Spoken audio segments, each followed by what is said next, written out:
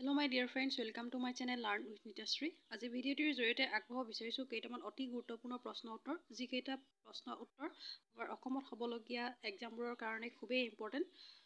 গতিকে বলক আমি দেৰি নকৰি আৰম্ভ কৰোঁ। প্ৰথম প্ৰশ্নটো আছে উত্তৰ পূব ভাৰতৰ কোনখন ৰাজ্যৰ নাম পূৰ্বতে নেফা আছিল? কোনখন ৰাজ্যক পূৰ্বতে নেফা বুলি কোৱা হৈছিল? ইয়াৰ উত্তৰটো হ'ল অৰুণাচল প্ৰদেশ। অৰুণাচল প্ৰদেশক পূৰ্বতে নেফা বুলি কোৱা হৈছিল। নেক্সট কুৱেশ্যনটো উত্তৰ পূব ভাৰতৰ একেবাৰে দক্ষিণ ফালে থকা ৰাজ্যখনৰ নাম কি? উত্তৰ পূব ভাৰতৰ একেবাৰে দক্ষিণ ফালে থকা ৰাজ্যখনৰ নাম হ'ল মিজোৰাম। জনসংখ্যাৰ ভিত্তিত অসমৰ দ্বিতীয় বৃহৎ জনজাতিটোৰ নাম কি? ইয়াৰ উত্তৰটো হ'ল মিচিং। মিচিং জনজাতিটোৱেই হ'ল জনসংখ্যাৰ ভিত্তিত অসমৰ দ্বিতীয় বৃহৎ জনজাতি। অসমৰ কোনখন ৰাষ্ট্ৰীয় উদ্যানত বনৰীয়া ঘোঁৰা আৰু দেওহাঁহ পোৱা যায়? অসমৰ ডিব্ৰু-ছৈখোৱা ৰাষ্ট্ৰীয় উদ্যানত বনৰীয়া ঘোঁৰা আৰু দেওহাঁহ পোৱা যায়। নেক্সট কুৱেশ্যনটো হ'ল অসমৰ আটাইতকৈ বৃহৎ কৃষিভিত্তিক উদ্যোগটোৰ নাম কি? অসমৰ আটাইতকৈ বৃহৎ কৃষিভিত্তিক উদ্যোগটোৱেই হ'ল চাহ উদ্যোগ। অসম চৰকাৰে ৰাজ্যিক উদ্যোগ নীতি ঘোষণা কৰা বছৰটো কোনটো?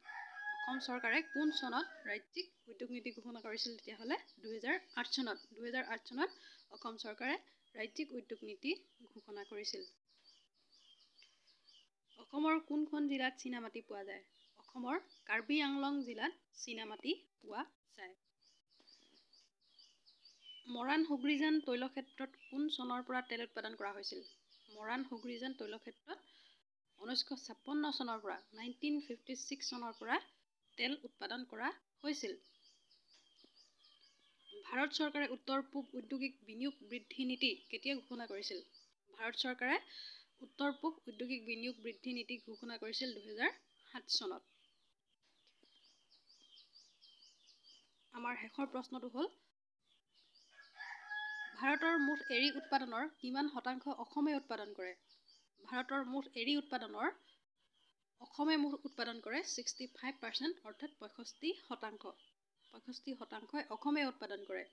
ঠিক আছে, এয়া আছিল আমাৰ আজিৰ 10টা অতি গুৰুত্বপূৰ্ণ প্ৰশ্ন উত্তৰ।